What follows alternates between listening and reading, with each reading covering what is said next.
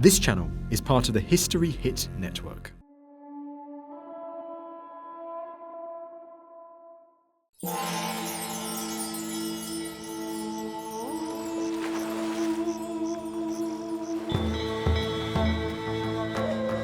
Ancient Egypt. One of the most fascinating civilizations on Earth. But what was it like to be an ancient Egyptian, living in this incredible place? It's okay trying to understand ancient Egypt on a visual level, pyramids, king tut, mummies, but to really get into the heads of the ancient Egyptians, you've got to walk in their footsteps. I'm Egyptologist Dr. Joanne Fletcher, and I've spent over 40 years obsessed with this lost world. While the magnificent temples and tombs of the Pharaohs can tell us one story, I'm interested in another, the story of ordinary people, the real Egyptians. It's such a privilege. We're amongst their family here. This feeling of closeness, of warmth, of love. I'm going to uncover evidence about how they lived their lives. Oh, wow.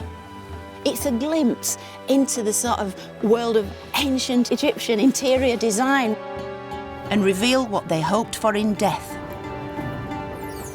There was no Grim Reaper, just this beautiful goddess wanting to embrace them in her warm arms.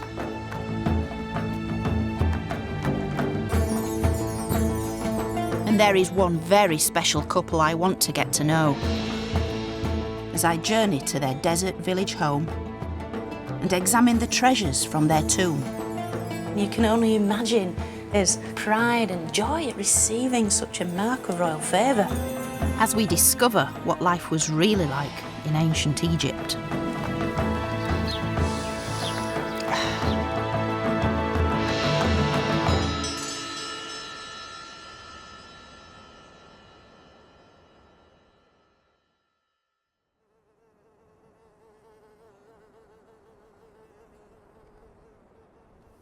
Welcome to Deir el-Medina, or as the people who used to live here 3,500 years ago used to call it, Pardemi, which simply means the village. Today, this village feels remote and inhospitable. But 3,500 years ago, this community lay at the heart of ancient Egypt. Situated on Luxor's west bank, it was a suburb of Egypt's great city, Thebes. Now, this is the landscape of kings and gods, pharaohs, and yet these are the homes of ordinary people living ordinary lives. Men and women, aunts and uncles, grandparents and kids, they all lived here in this tightly packed community. And by reimagining how people lived in the colours, the sounds, the smells, we have an instant gateway right back 3,500 years to these ancient people who lived here in this remote little village in the desert.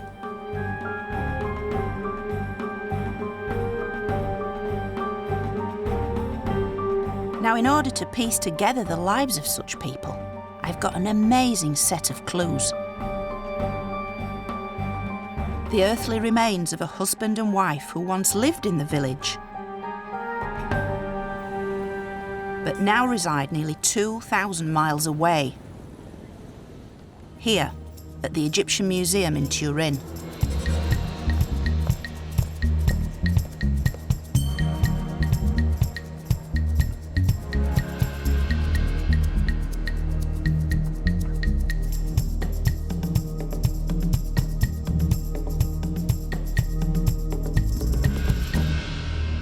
Meet Kha and Merit. Kha the architect, Merit his wife. Now, Kha and Merit were two of the sort of leading lights of the village. Kha's actual title was the chief of foremen, so he was in charge of the workforce. And Merit, her official title was Lady of the House, which is ancient Egyptian for housewife. This is the only known statue of Kha. Almost certainly an idealised image, it nonetheless suggests a proud and rather handsome man. And this death mask is one of the few representations we have of Merit, which reveals a soft and very beautiful face.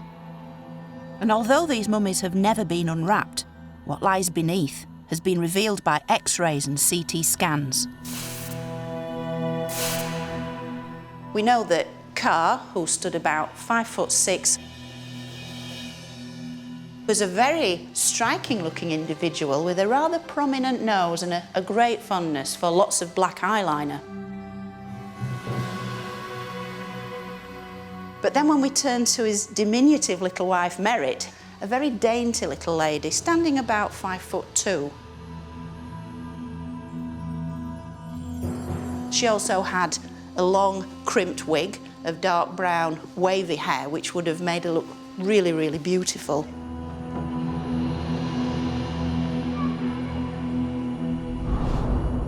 But what really brings Kha and Merit back to life is this.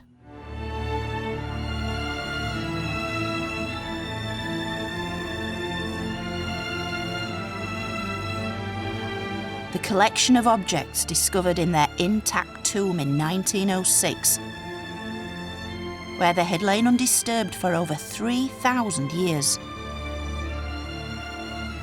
A leading Egyptologist from the time wrote, "I should think it is the greatest find ever made, or rather, the most unique. Absolutely intact and full of antiquities. The passage and burial chamber are choked with chairs, beds, boxes, vases." Arthur Weigel, 2 p.m, 15th February, 1906. This is really a unique find because of its intactness, but also because of the wealth of material that was in the tomb. Tables and chairs and stools and more chairs and more coffers, and the coffers packed with linen and the coffers packed with cosmetic vessels. And his shaving equipment packed into a little leather pouch, and his hip flask, and everything is there. Even the shaped breads wrapped with palm fronds to keep them fresh. It is really incredible. There is material there for research for another few generations. The collection not only gives us a fascinating insight into their burial, but also the lives Kha and Merit lived. The finds ranging from death masks and coffins to their most intimate belongings used in life, like this, Merit's beauty box.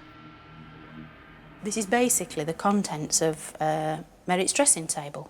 The perfume, cosmetics, moisturisers, and all the things that the ancient Egyptians regarded as so essential. Well used and well loved, this stunning cosmetic chest tells us Merit was a well-to-do woman who cared about her appearance.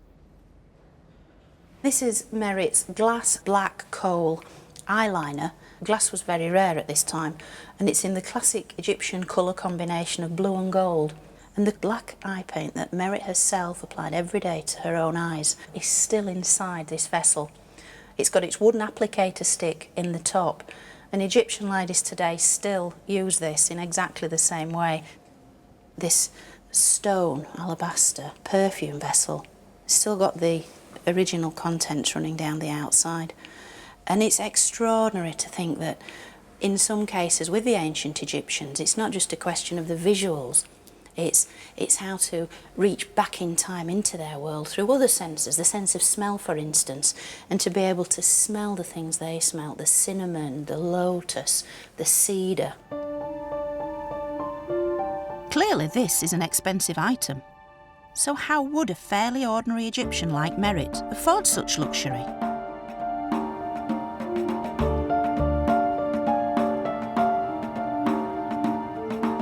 The answer lies in the village and the very special occupation of its inhabitants. For these were Egypt's tomb and temple builders. From the foreman to the stonemason, from the draftsman to the carpenter, and they all lived here with their wives and children. And about a mile to the northwest is where they worked. the most famous cemetery on Earth. This is the great and majestic necropolis of the millions of years of Pharaoh life, prosperity and health in the west of Thebes, or as we know it today, the Valley of the Kings.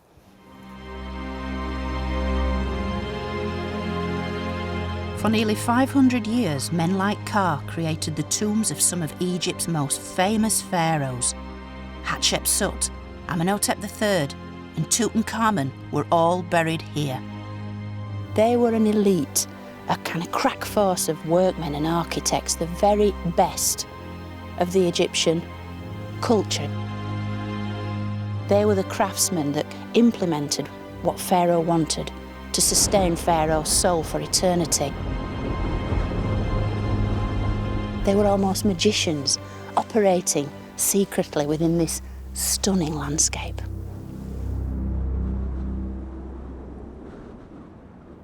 But I'm getting ahead of myself, as the life story of Kha and Merit begins back in the village. Here I want to explore how they may have met and fallen in love.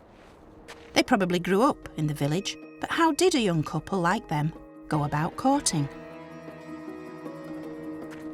To find out, I don't have to go very far, as here on the outskirts of the village is the Great Pit. It's a long-abandoned attempt by the villagers to find a groundwater source. They dug down and eventually reached more than 50 metres. They wanted to become self-sufficient in water, but sadly for them, they never did. And yet what the pit did become was a community dump. It became a mine of information. As when this pit and its surroundings were excavated by archaeologists, they made some remarkable discoveries.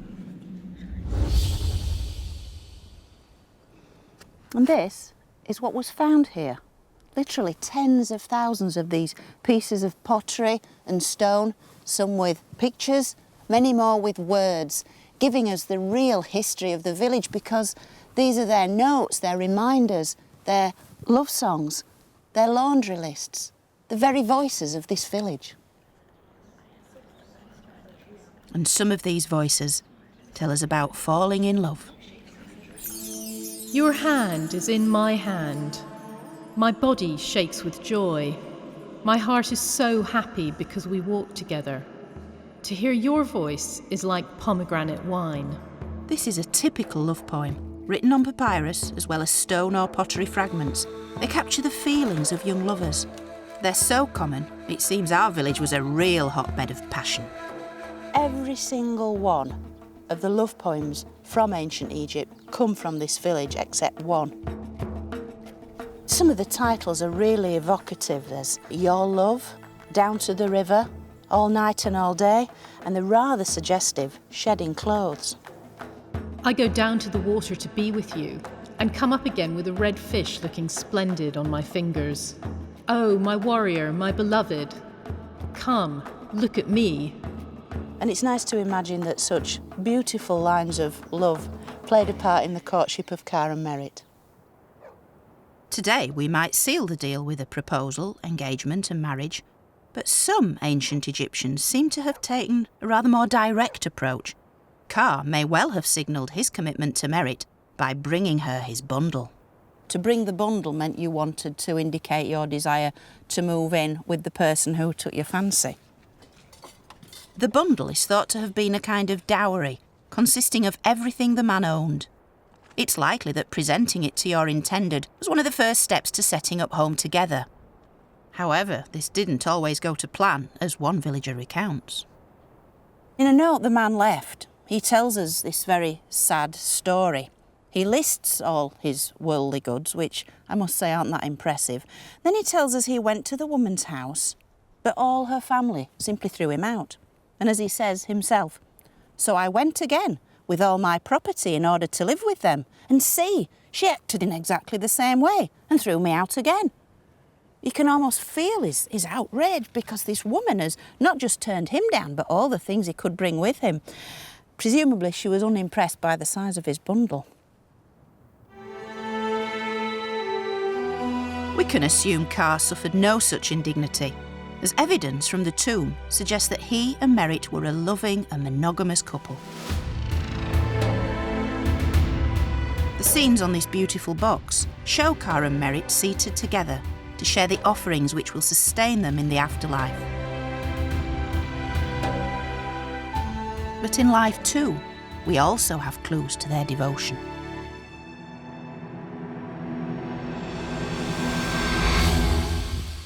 Now, although the ancient Egyptians didn't have a marriage ceremony as we would understand it, they simply moved in together, they nevertheless would exchange love tokens, quite often in the form of rings.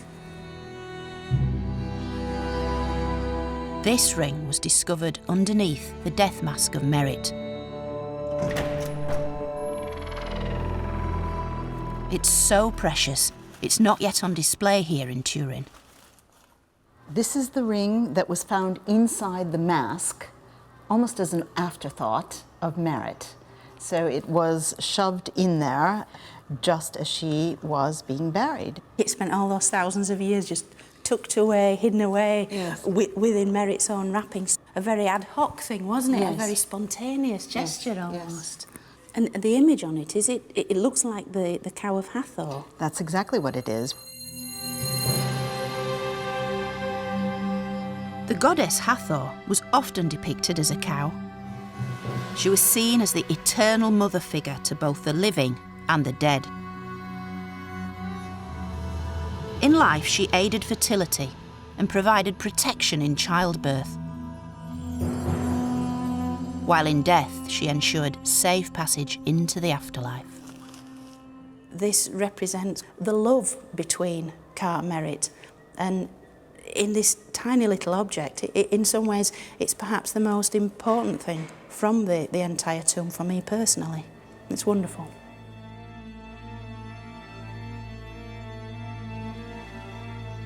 Kha and Merit lived in a glittering age in Egyptian history.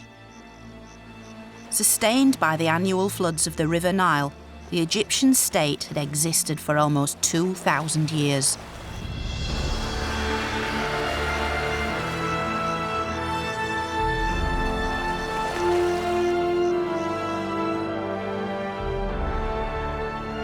By 1400 BC, it was at the height of its power and now ruled by the 18th royal dynasty.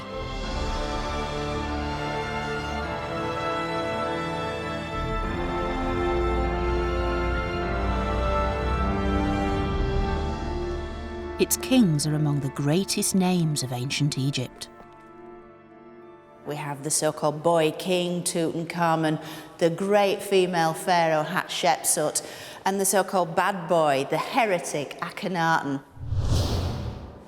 But really, at the very heart of all this is Akhenaten's father, this man, Amenhotep III, the dazzling sun god himself, and the very personification, at least he thought, of ancient Egypt's greatest deity, the sun. He's my favourite pharaoh because he presided over a golden age when ancient Egypt really did rule the ancient world. And this is the very pharaoh who was Kha's boss. Kha worked for him. Kha's job was to ensure the pharaoh's immortality. He did this by helping design and build some of Egypt's most extraordinary monuments, both tombs and temples. This is one such project from the reign of Amenhotep III. The Solar Court in Luxor Temple. It's a revolutionary design as it moved away from the dark and cloistered shrine to an open celebration of the sun. In return, like all state employees, Kha and Merit were given the things they needed in the village. A home, a tomb, food, water, even servants. This was the highly organised world of the middle classes. Women had rights, many kids an education, and literacy was far higher in the village than elsewhere in Egypt. In Kha and Merit's time, the village consisted of about 20 houses. And while we don't know exactly which one was their house, it was almost certainly one of the larger ones, here at the northern end. perhaps even this one. So, we go into the front room here. And this would be an area really where the sort of women of the house hung out, chatted, gossiped and so forth, kids running in and out up the stairs, around the corner into the perhaps most important room in the house. And here, I absolutely love this. This is built-in furniture. It's kind of like a divan, a chaise longue, if you like. And this is where the gentlemen of the house would sit of an evening, drinking beer, having a chat. Then back up here, up this little step, and then into this area, which is quite a considerable size for a room like this, and probably storage, but also a bedroom where the beds or the sleeping mats would have been placed. So as we progress a little further into the highest part of the house, we come into a storage area, maybe for clothes, but almost certainly for food and drink also, because this area directly adjoins this wonderful fitted kitchen. And this is extraordinary because we've actually got the built-in oven at the back of the house. We even see these on the Ostrika when they're doing little sketches of ladies blowing into the oven to keep the fire hot, and then they can cook the bread and so forth.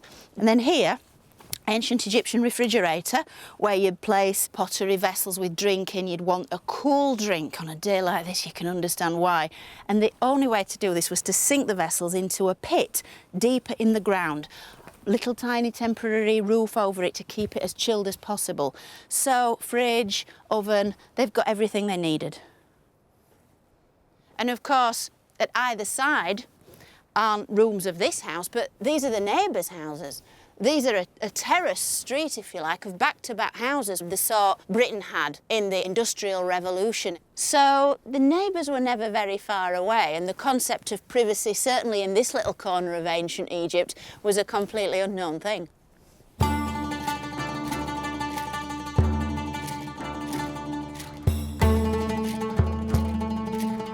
Life in the village was almost entirely supported by the state. A daily procession of donkeys would carry water up from the Nile Valley to be decanted into a central cistern.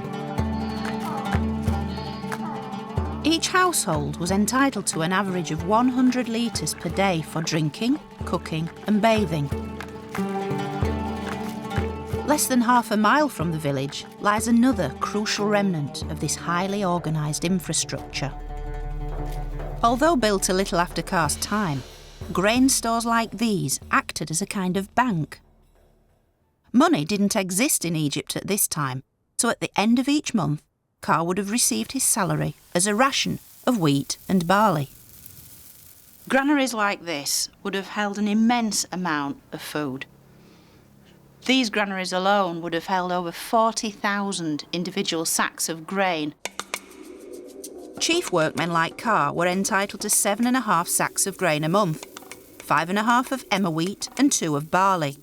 Plenty for Merit and their servants to produce the staples of Egyptian life, bread and beer. The villagers also received fish and vegetables and could trade their excess grain for luxuries like meat and wine. These places would have been full of life. People bustling here and there, scribes taking record, making an account of all the stuff being delivered.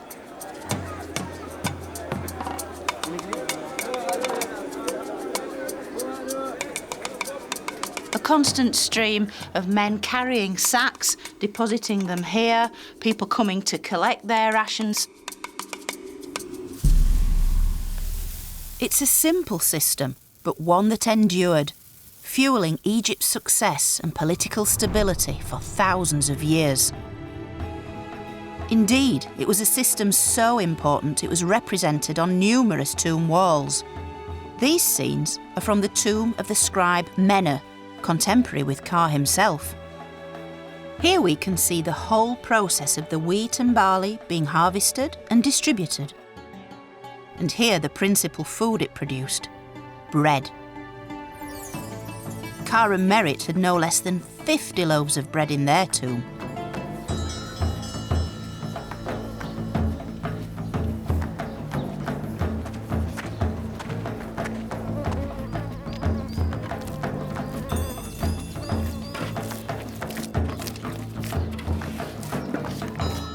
Now, bread was the key ingredient in the ancient Egyptian diet.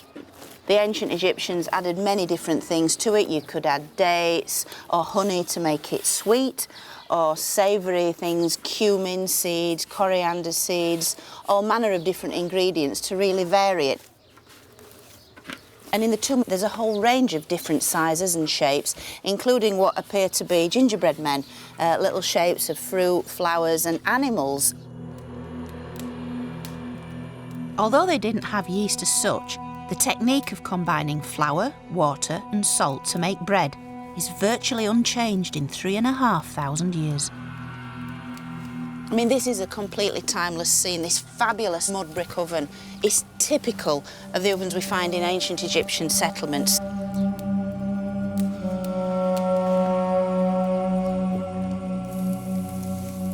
It's totally believable to imagine Merit baking bread to feed her family. It's a completely timeless scene.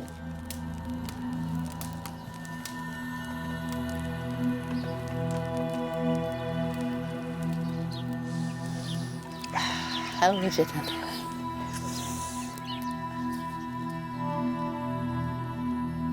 It's a real direct link back into their world. The smell of this wonderful stuff, the feel of it, the way it was made.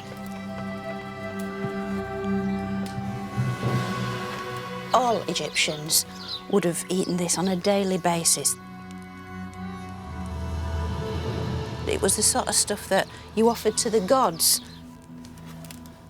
And even when the bread had gone mouldy, the Egyptians used it as a form of medicine, which wouldn't be fully understood for thousands of years. The medical texts actually advocate take bread in mouldy condition and apply to the wound in question. And although they didn't know why it worked, it did work, because mouldy bread contains, of course, penicillin, which we in the West think we discovered, and yet the ancient Egyptians fully appreciated its benefits 5,000 years ago. It's very good stuff. While Merit's responsibilities were largely focused on life at home, Kha's duties were dominated by working for the pharaoh. He and his fellow tomb builders took this path from the village to their workplace, the Valley of the Kings.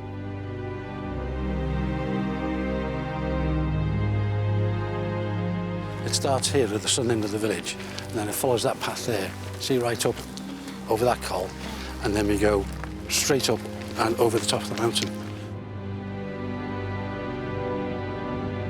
Kha and his workforce would have regularly made this journey, sometimes camping out during the working week in small huts in the valley.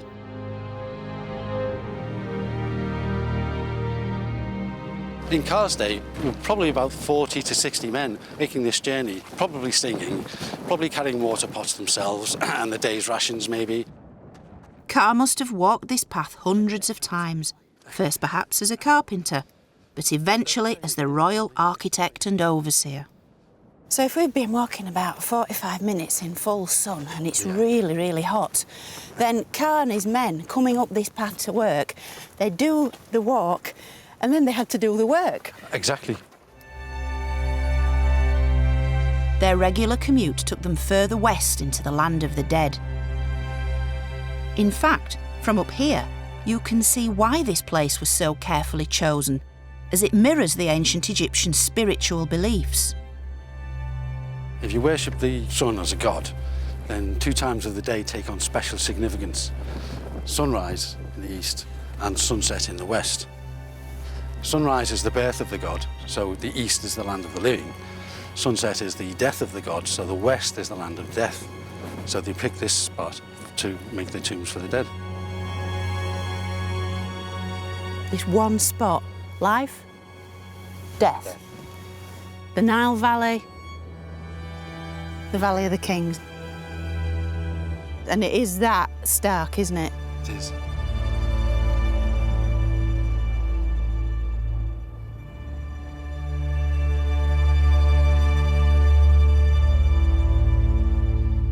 Continuing our hike, we finally reach the western branch of the Valley of the Kings,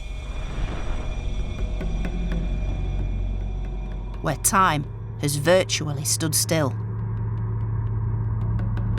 Remnants of the tomb builder's world litter the landscape. This is a great staircase. It's superb, isn't it?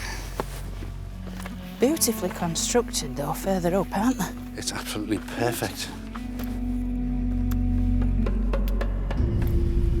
This is it. This is the start of Kha's domain. This is actually a guard hut, and one man would be on guard in here 24 hours a day. And you can see even ancient pottery has been preserved at this site. That's 3,500 years old. So this is like one of Kha's empties. His empty There you go, beer yes. jar. And we know this is 18th dynasty, don't we? Because the valley, this part of the valley, the West Valley, was only ever used for royal tombs in the Kha's 18th day, wasn't it? dynasty. That's right, yeah.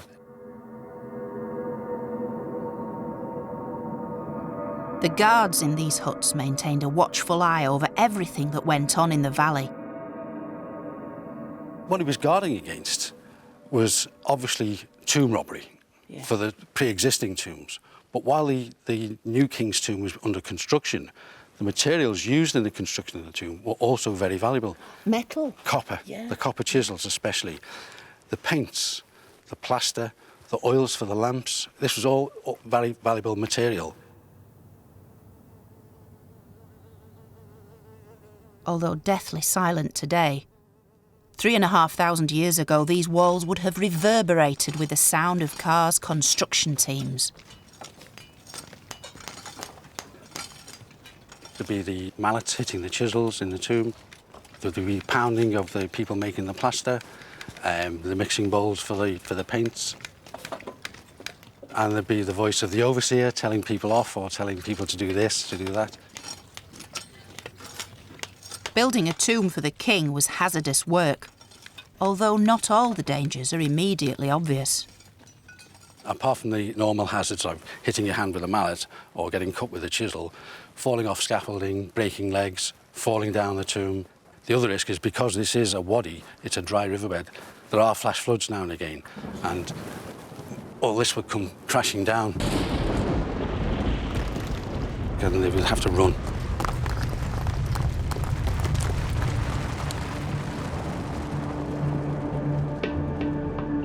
During his lifetime, Kha worked on 3 royal tombs, initially as a craftsman. These copper chisels found in his tomb were the tools of Kha's trade. He then rose to become royal architect and the overseer responsible for the design and construction of at least 2 pharaohs' tombs. It was a task on which Egypt entirely depended, since each pharaoh must be able to reach the afterlife to ensure both their immortality and the well-being of their subjects. Build it correctly and all would be well. Fail, and Egypt would fail with it.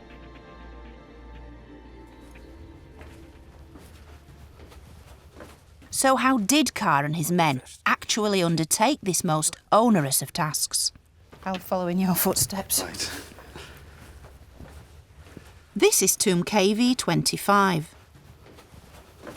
Thought to have been started for Amenhotep III's son Akhenaten, it was left unfinished when Akhenaten suddenly moved his capital away from Thebes. It's as if the workmen only downed tools yesterday. Nice. So you can see, Joe, the unfinished wall. It's been chiselled smooth, but it hasn't been plastered. And you can actually see the gouge marks of the chisels where they've gouged out the material. What a treat to be able to see this kind of working surface. As an architect, Kha meticulously planned the tomb's layout using the ancient Egyptian unit of measurement, the cubit. In modern terms, the cubit was roughly 52.5 centimetres long. And it is subdivided into what was called 7 palms, the palm of your hand. 1, 2, 3, 4, 5, 6, 7. And on the end, we have 4 fingers there. Perfect. Perfect. The way this would be used was marking out and measuring your way down the tomb. In fact, you can see the dots there where they've been marking out. You see? As they came down. It corresponds exactly. Indeed. And it's so usable, look So at simple. that. Elegant. It is elegant, isn't it? And at the end of the day's work, Kha could fold it up, pop it back in its leather carrying case and take it home. Just imagine Kha and his team of 30 or 40 men toiling in this extreme heat and choking dust. And to light their way, all they had were these simple oil lamps. I think being down here in the dark with a lamp like this really increases the respect I have for Kha and his workforce, that they were able to create such sublime monuments with such simple tools.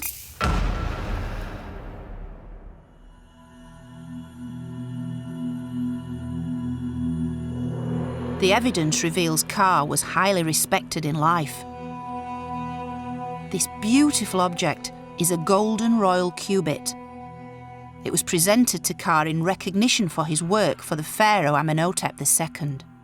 It can only be equated to a kind of carriage clock or an engraved tankard that you're given for good service. And you can only imagine Kha's pride and joy at receiving such a mark of royal favour. And had the ancient Egyptians had a mantelpiece, this would have been on it.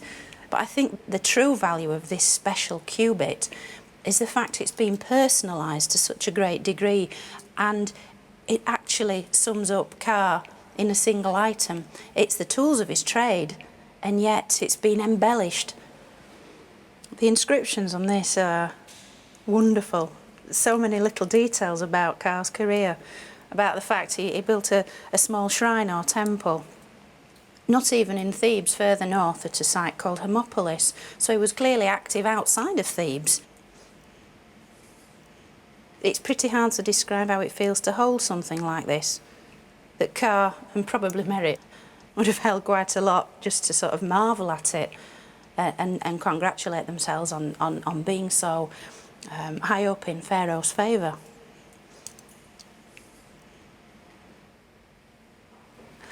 I love it, I absolutely love it. With Kha's career on the rise, he and Merit also started a family. Childbirth is a risky time in any woman's life, and certainly in ancient Egypt. Merit would have sought help from Hathor, the pre-eminent goddess of motherhood. All ancient Egyptian women wanted to be like Hathor. She's like a modern female celebrity that all women aspire to be. She had it all, and she was worshipped here. This is the funerary temple of the great female pharaoh Hatshepsut at Deir el-Bahri. Situated just 2 miles from the village, it's located at the base of the very cliffs in which Hathor herself was believed to reside. But how might the goddess have touched Merit's life? These columns are each one topped with the image of the goddess herself, the face of a beautiful woman, but with cow's ears poking through the mass of hair to reflect the goddess's cow-like, docile, sweet nature. She's seen as an eternal mother figure that can nurture all those around her, who would then take care of your soul for eternity and allow you to be reborn each morning with the rising sun. Ordinary people like Merit could not enter the actual temples themselves. These were sacred places reserved for the clergy and the pharaohs. So Merit would have turned to a more domestic form of worship. Now this wonderful thing is an exact replica of a bowl found in the village, and it shows the double heads of the goddess Hathor. I think they very much regarded this as a potent talisman, almost like an amulet that they could have about the house to bring the beautiful face of Hathor into their daily lives. So whatever they put in it, be it food, beer, wine, even flowers, the contents would be almost sprinkled with a little bit of Hathor's magic.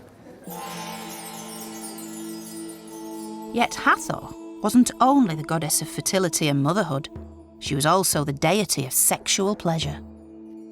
And the evidence suggests that enjoying sex was as important then as it is now. This is a replica of a section of the so-called Turin erotic papyrus. What it shows are couples actively very actively having sex. The men all appear quite rough and ready. Some have receding hairlines, stubble, pot bellies. Each one has an enormous phallus. As for the women, they're very beautiful, very agile. Each has got a very exquisite hairstyle, fronted by one of these fragrant lotus blossoms. And so there's this desire to almost tap into the erotic. These aren't kind of showing women as slabs of meat simply there for male pleasure, not at all. These are active women engaged in acts of pleasure, acts of love. They're using sex as a kind of form of leisure, of entertainment, as well as doing it, portraying it. And while Hathor might have offered sexual inspiration, her presence was needed most during the dangerous time of pregnancy and childbirth.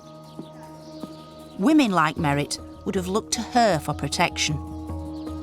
The outer precincts of the temple here at Deir el-Bahri were a focus for such worship. This faded scene is a rare representation of a pregnant woman, in this case the mother of the female pharaoh Hatshepsut. There she is as the unborn fetus, and you can just make out the gentle swelling of her mother's abdomen here as the unborn Hatshepsut resides within the safety of her mother's body. When the archaeologists excavated all around here a century ago, they found such amazing things as baby clothes that had been specially made with an image of Hathor, almost like a post-it note to the goddess. These will be left here in the hope that these women could conceive.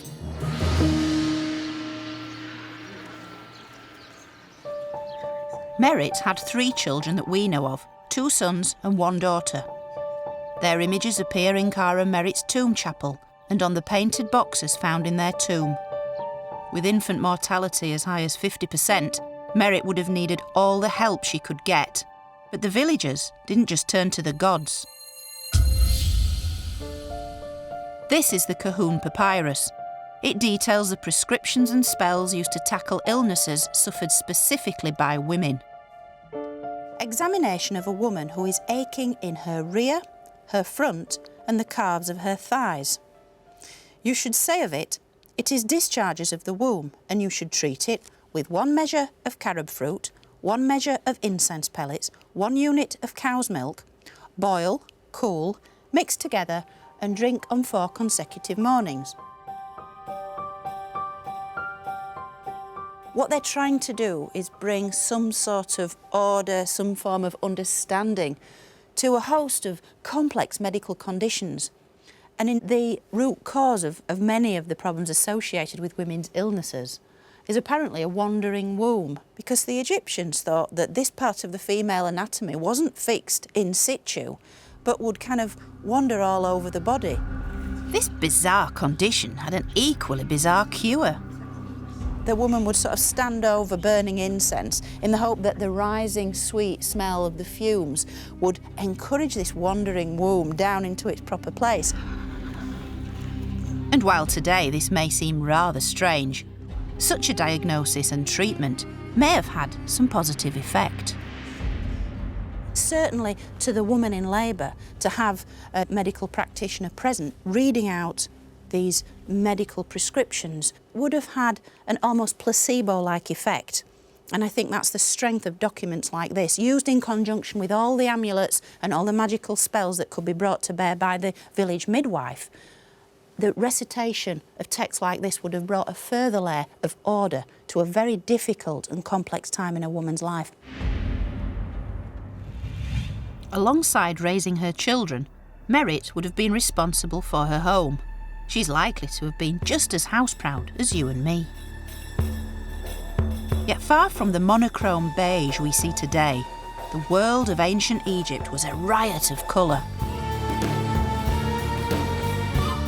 And the vestiges of this can still be seen, if you know where to look.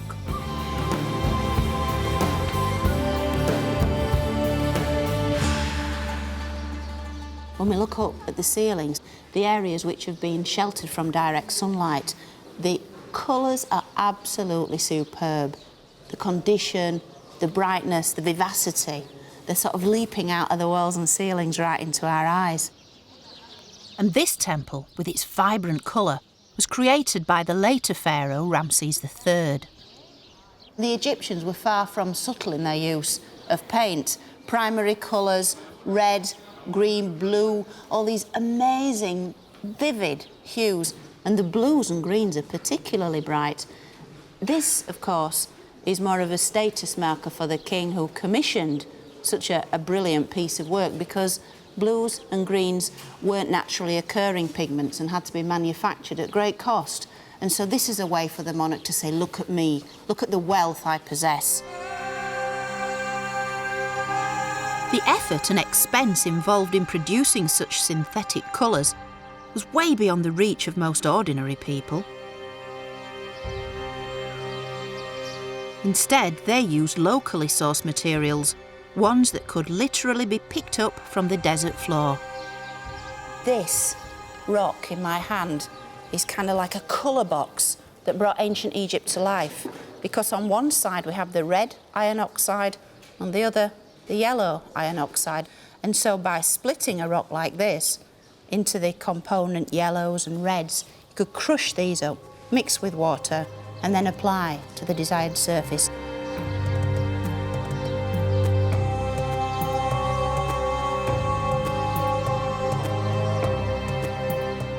I think the best way to sort of try and reanimate these colours is probably to use that old standby, a little bit of spit. Always works. Rub the stone. It's very, very vivid.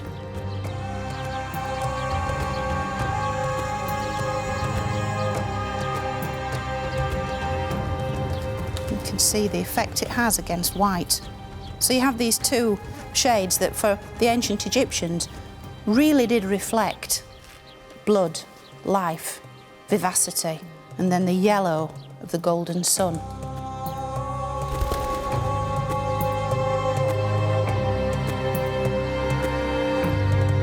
I want to see how villagers like Kha and Merit used colour to decorate their homes. And I'm in luck, as here at the southern end of the village, a single precious clue remains. Here it is. Now, if I lift this cloth, I'm going to see something I've waited a long time to see. And it's basically an original wall scene from an ancient Egyptian house. So here goes.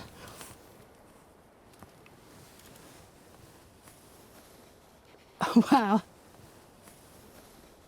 It's a phenomenal piece. The colours are so fresh. It's a glimpse into the sort of world of ancient Egyptian interior design. It's the lower half of a female musician, and she's playing a flute. She's got gold bracelets, gold anklets. But the most exciting thing are these two tattoos of the household god Bez. So evocative, so warm, so sumptuous in its lavish use of colour, and these fabulous, fabulous leaves. Heart-shaped, draping down the sides to sort of inject some much-needed vegetation, greenery into this sort of desert environment. It's an intriguing thought that here in the very village where the men who built and painted the royal tombs, would they have been commissioned by one of the housewives here to come and paint my house? Or did the women paint these images for themselves? It's something we'll never know, but I like to think that the lady of the house would have had a direct input into the kind of scene she wanted around her as she went about her daily chores with the kids and her friends and female relatives. Such fragments from the past allow us to get closer to the real Kha and Merit. In the case of Merit, she seems to have been a loving wife and hard-working mother, a delicate and beautiful woman, the epitome of taste and style. But sadly, this is where Merit's story ends, the evidence suggesting she died quite suddenly to leave her beloved Kha as a grieving widower. He even had to bury her in a coffin intended for him, for not only is it far too large for Merit, the inscriptions name only Kha.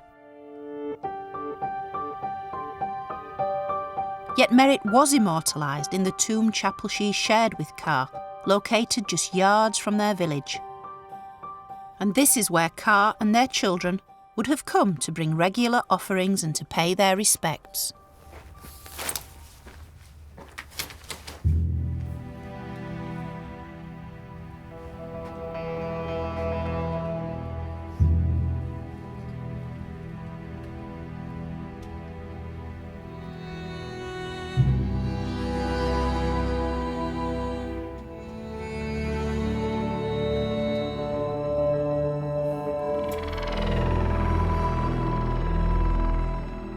is such a privileged glimpse into their everyday life. We're amongst their family here, and that's what this whole tomb chapel chamber has all around it, this feeling of family, of closeness, of warmth, of love. What's interesting here is that Kha and Merit are shown several times, and yet the one constant child that's with them is their daughter, Merit, named after her mother. And this is Merit the mother, here, and this is Merit the daughter, behind her. On the other wall we have the daughter, Merit, who's leaning forward towards her father, Kha, and she appears to be tying a necklace around his neck, or perhaps anointing him with perfume. I'd like to think that it was Merit, the daughter, who cared for Kha in his old age.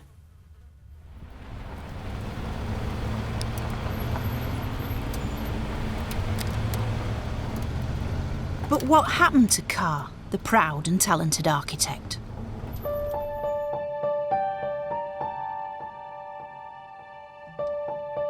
These elegant walking sticks may suggest he lived on into old age, continuing to oversee the most important commission of his life.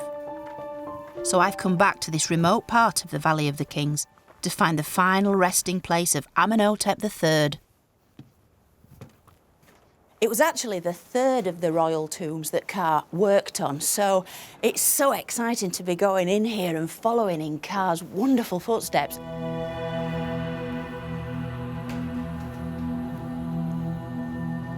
My enthusiasm is well-founded because the tomb, currently under restoration, has been closed for decades. Hardly anyone gets to see this.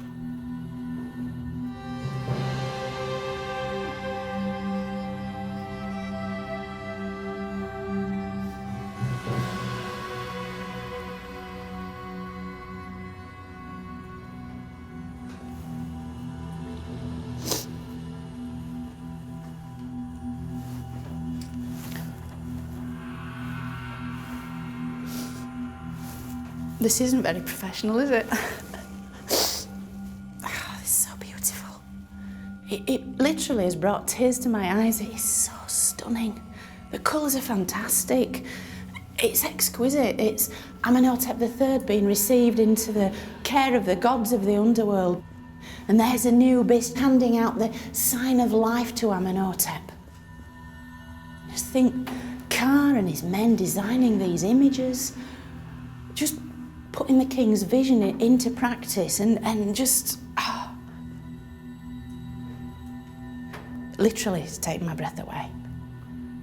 Look, the artist hasn't just come along with his blue paint and the palette and boshed on the paint. Somebody's taken the trouble to apply individual curls of hair here. Can you see the texture? The curls here. That's textured hair. And there also Amenhotep with Osiris, green-faced god of vegetation, new life and resurrection. And that's really what this tomb does. It's a time machine. It's the place where Amenhotep III's mummy would have finally been laid to rest. You can clearly see that no expense was spared, and for good reason. For this is where the Pharaoh, then revered as a god, would dwell in the afterlife, his next seat of power. Oh, and down we go, deeper and deeper, into the underworld. Wow. It really does evoke this sense of going down into the subterranean underworld, into the blackness, into the darkness, into eternity. This elaborate network of chambers and stairways was designed to protect the royal mummy and all the glittering treasures which once surrounded it.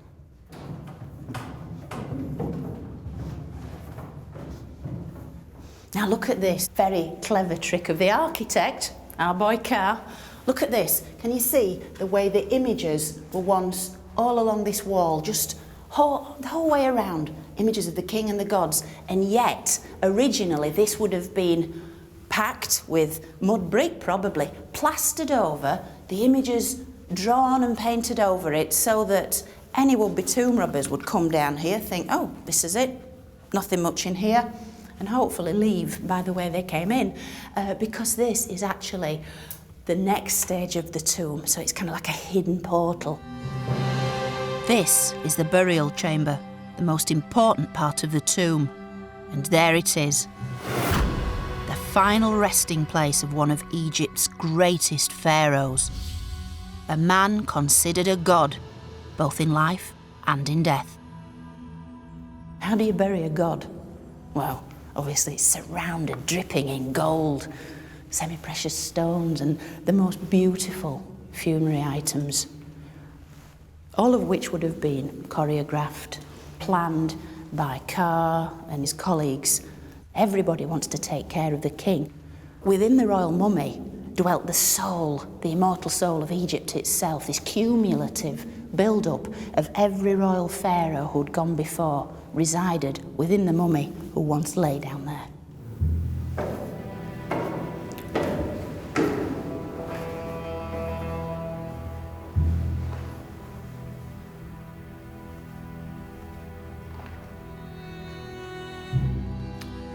Wow. It's been 46 years waiting to see this tomb, and it's been well worth it.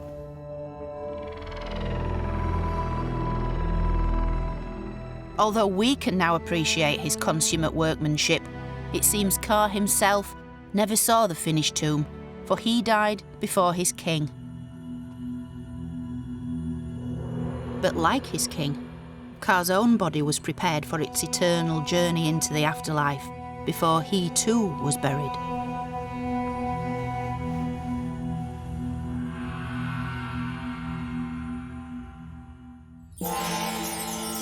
Since this journey has given us a chance to get that little bit closer to Kha and Merit, I think we could almost call them friends. Their worries and concerns are not unlike our own. Hard work, family, and above all, love. Yet this is only the beginning of their story. What comes next is a journey into a world very different from our own. A world of ritual, of magic, and the unswerving belief that life really can go on forever. And here we have Kha's name, right down the middle. And to speak the name of the dead is to make them live again. Kha and Merit. So join me next time as we travel deep into the heart of the Egyptian afterlife.